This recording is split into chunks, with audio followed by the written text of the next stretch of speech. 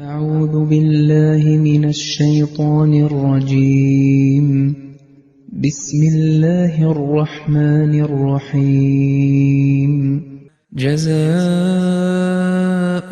عند ربهم جنات عدن تجري من تحتها الأنهار خالدين فيها أبدا رضي الله عنهم ورضوا عنه ذلك لمن خشي ربه.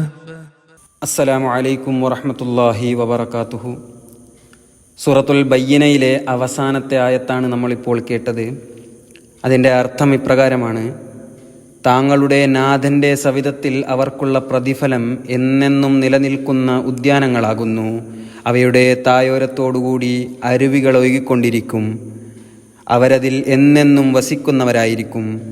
അള്ളാഹു അവരിൽ സംതൃപ്തനും അവർ അള്ളാഹുവിൽ സംതൃപ്തരുമാണ്.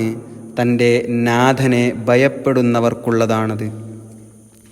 ഇതിൻ്റെ തഫ്സീറിൽ ഹസ്രത്ത് ഖലീഫത്തുൽ മസീഹ് സാനി റളിയല്ലാഹു അൻഹു പറയുന്നു, പല തഫ്സീറുകളിലും ജന്നാത്തു അദനിൻ എന്ന പദത്തിന് അദനിലെ പൂന്തോട്ടം, അതായത് യമനിലെ അദൻ എന്ന സ്ഥലത്തുള്ള പൂന്തോട്ടം എന്ന അർത്ഥമാണ് നൽകിയിട്ടുള്ളത്.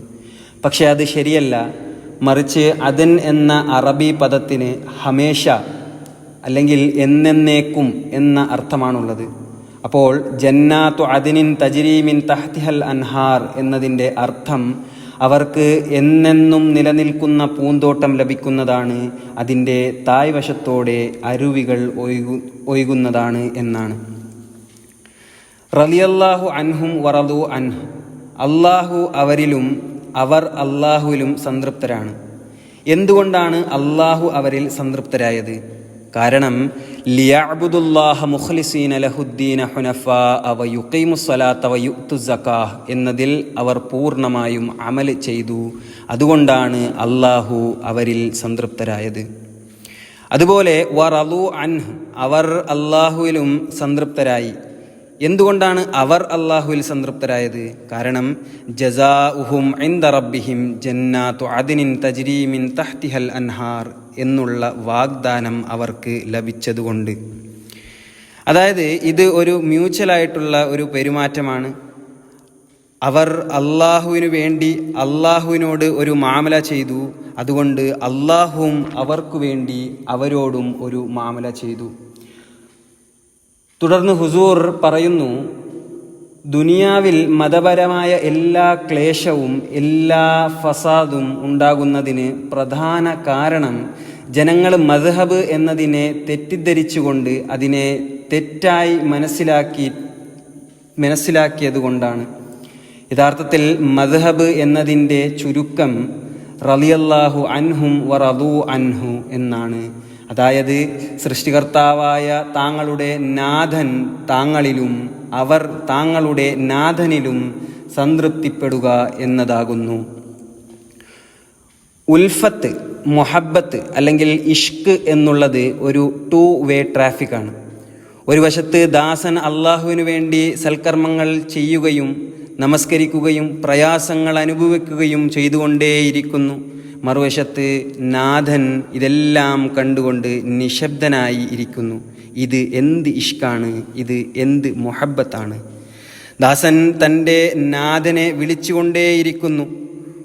ഉറക്കം ഒഴിവാക്കി കരഞ്ഞുകൊണ്ട് ദാസൻ തൻ്റെ റബ്ബിനെ വിളിച്ചുകൊണ്ടേയിരിക്കുന്നു. പക്ഷേ നാഥനാണെങ്കിലോ ഇതെല്ലാം കേട്ട് തൻ്റെ ദാസൻ്റെ വിളിക്ക് ഒരു മറുപടിയും കൊടുക്കുന്നില്ല.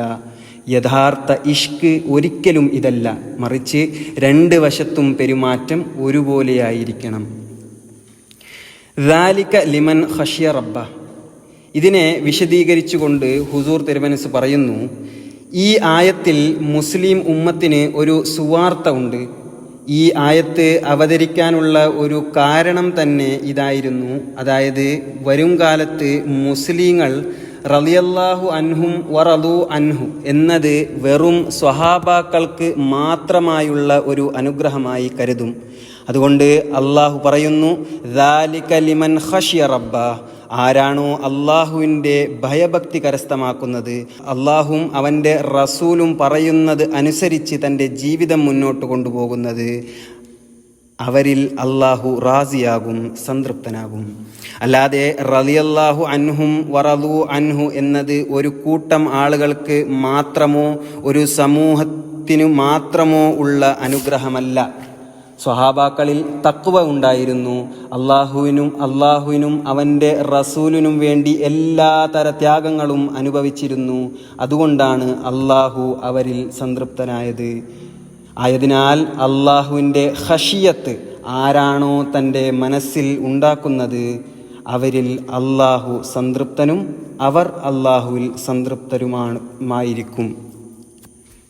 ബാക്കി ഇൻഷാ അല്ലാഹു തആല അടുത്ത ക്ലാസ്സിൽ കേൾപ്പിക്കുന്നതാണ്. ആഖിറു ദഅവാന അനിൽ ഹംദുലില്ലാഹി റബ്ബിൽ ആലമീൻ.